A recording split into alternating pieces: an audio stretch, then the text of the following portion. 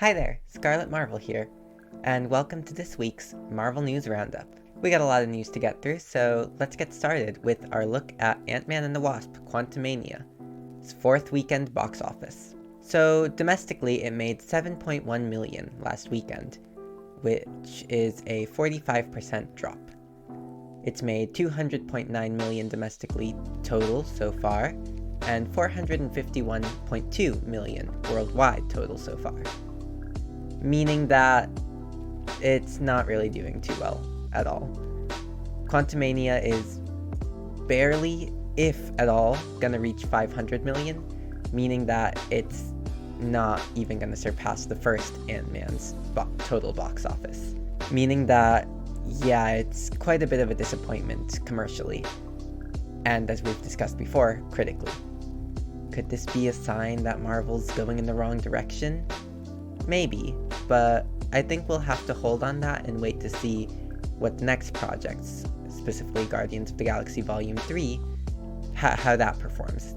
Next up, let's move on to some other Quantumania news, as Marvel Studios has filed a DMCA subpoena in court against Reddit users who leaked Ant-Man and the Wasp: Quantumania's script. Because of this, the Marvel Studios Spoilers subreddit has been taken down. We'll see how this develops, and this has the potential to truly change the game in terms of movies getting leaked, as leak culture and spoiler culture has really taken a turn for the worse over the past couple years, as all sorts of movies, specifically big blockbuster movies, mainly Marvel and DC films, have been greatly affected by leaks. We'll see how it develops, and I'll make sure to keep you all updated on our weekly news roundups. Now, the other big piece of Marvel news comes in the form of award season, as Ruth E. Carter has won the Oscar for Best Costume Design for her work on Black Panther: Wakanda Forever. As she previously won this award for her work on Black Panther, she has become the first Black woman to win multiple Oscars. This is an amazing accomplishment, and it's honestly shocking that it's taken this long for a Black woman to win multiple Oscar awards. Now, the Oscars weren't the only awards that Marvel had participated in this past week, as at the Critics' Choice Super Awards, which are an award show that honors genre fiction, such as horror, sci-fi, fantasy, and of course, superhero films and shows. So at these awards, Tatiana Maslany won the award for Best Actress in a Superhero Series for her performance in She-Hulk: Attorney at Law as the titular She-Hulk. And Angela Bassett won the Critics' Choice Super Award for Best Actress in a Superhero Film for her performance as Queen Ramonda in Black Panther: Wakanda Forever. Now let's move on to some show news, as there's a lot to cover there. Starting with big delays, potentially, as the Disney Plus website has updated the release dates for 9 Marvel Disney Plus shows, with the vague "coming soon" changed from the tentative release timelines that they previously announced. The shows affected are What If Season 2, Echo, Agatha: Coven of Chaos, Loki Season 2, X-Men 97, Ironheart, Daredevil: Born Again, Spider-Man Freshman Year, and Secret Invasion. Now, we've already heard rumblings that a lot of these shows are getting delayed, and for example, Secret Invasion was supposed to come out this spring, and we have yet to hear any announcement regarding it. So we'll see exactly what happens with these shows, and hopefully they are indeed coming soon, but we'll have to keep a look at that and just remain vigilant about any news regarding the release dates of these shows. Now, we also got some more specific news around some of these shows, starting with Daredevil: Born Again, which just recently began filming, which has cast 2 more actors, starting with Sandrine Holt, who's been cast as Vanessa Fisk, a role that was previously played by a different actress in the Daredevil Netflix shows. Does this mean that Karen Page and Foggy Nelson, whose actors are reportedly not returning from the Daredevil Netflix show, could still be in this show, simply with different actors? Maybe. Now, there's also another casting announcement. Michael Gaston, who previously had a guest appearance in Agents of S.H.I.E.L.D., is cast in Daredevil Born Again in an currently unknown role. Now, apart from actors, we got some director news, with Michael Cuesta, the director of Dexter, being announced as the director for the first episode of Daredevil Born Again.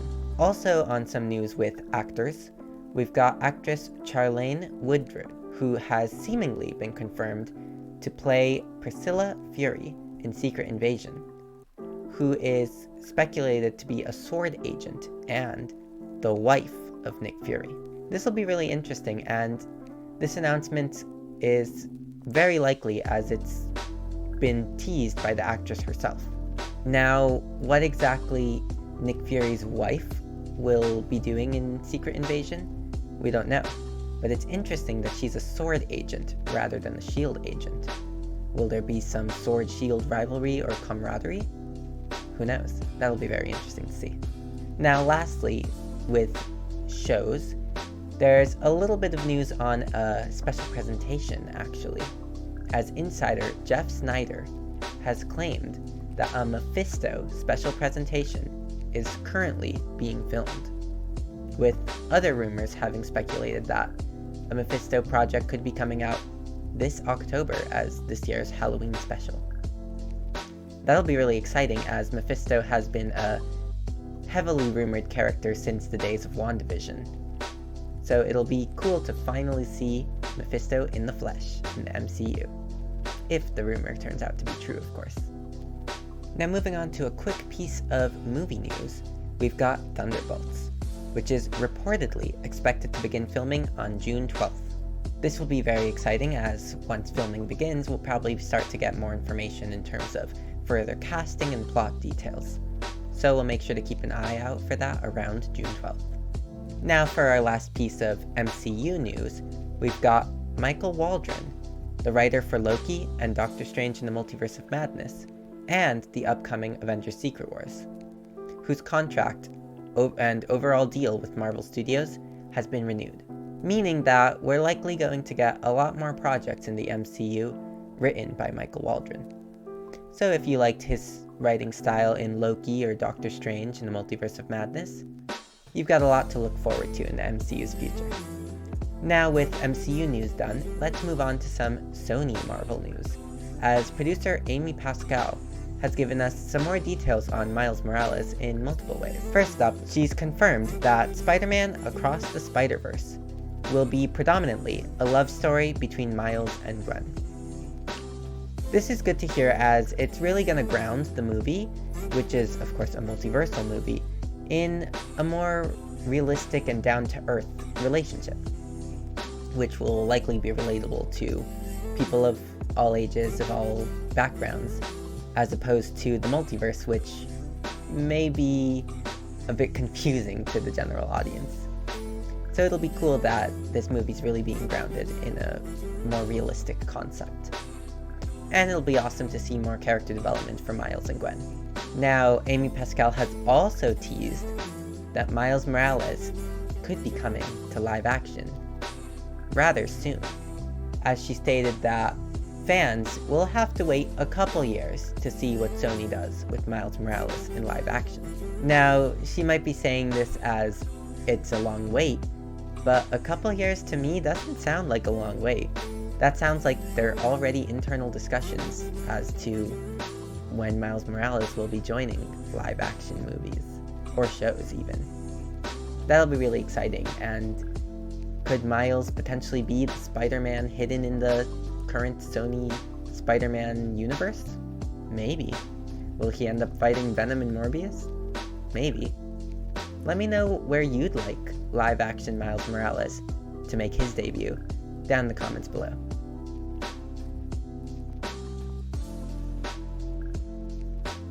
Next up, we've got comics news, starting with the comics that released this past Wednesday.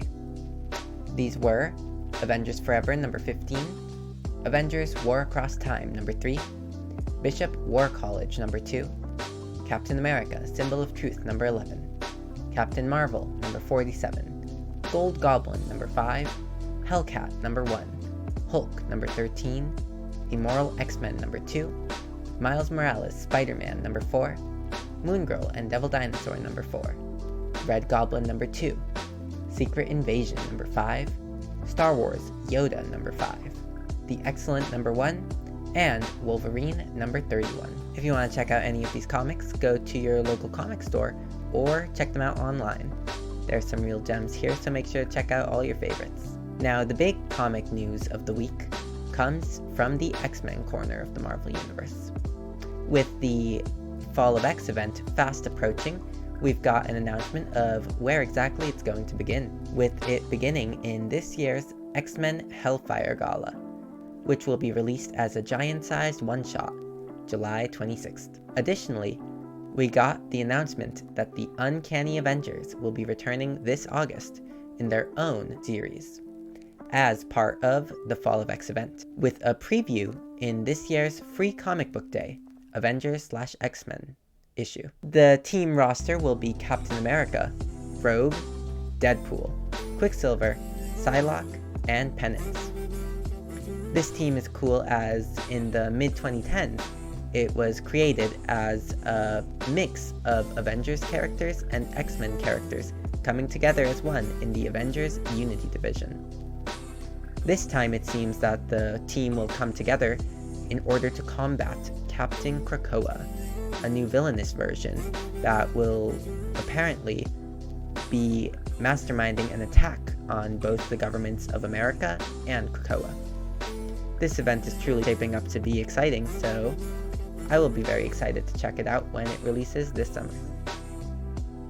Now this leads right into our only piece of news today, under the outside of comics, shows, and movies category, as the X-Men Hellfire Gala will be coming to the real world this summer, specifically to San Diego on July 22nd. This is really exciting as this event has really become a cornerstone of X-Men comics that shows off its fashion and its awesome range of power sets.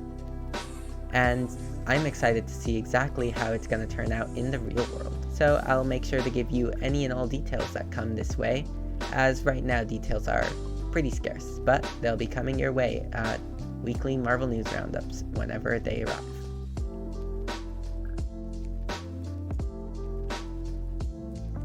Now let's talk some more about the Oscars for our bonus nerdy news this week. Starting with Everything, Everywhere, All at Once, which won big at the 95th Oscars, with 7 wins out of 11 nominations, including Best Picture, Best Supporting Actor for Ke Huy Quan, and Best Actress for Michelle Yeoh, with the latter award being historic and groundbreaking, as she is only the second woman of color to win the award, and the first Asian woman. Now, it's ludicrous that it's taken this long for either one of these accomplishments to be reached, but all the accolades go off to Michelle Yeoh, who truly deserves the win for her amazing performance in the movie. Now, one little last bit of news comes from the trailer that made its debut at the Oscars, as the live-action remake of The Little Mermaid had its first trailer debut at this year's Oscars. And it looks pretty good. I've always been a fan of the original Little Mermaid, and while this one looks to suffer from some of the same issues as the other live-action remakes, such as its rather gray tone that doesn't do justice to the colorfulness of the original movie, but it looks great, the casting looks to be spot on, and I'm just excited to see this rendition of the movie. So I'll be sure to be in theaters on May 26th when The Little Mermaid returns to theaters, in live-action form this time. Thanks for joining me for this week's Marvel News Roundup, and make sure to let me know what you think of any of this news down in the comments below, or remind me of anything I may have missed. Anyway, stay tuned for next week's Marvel News Roundup, and make sure to check out any of the other Marvelous videos now up on this channel. Thanks. Have a good day.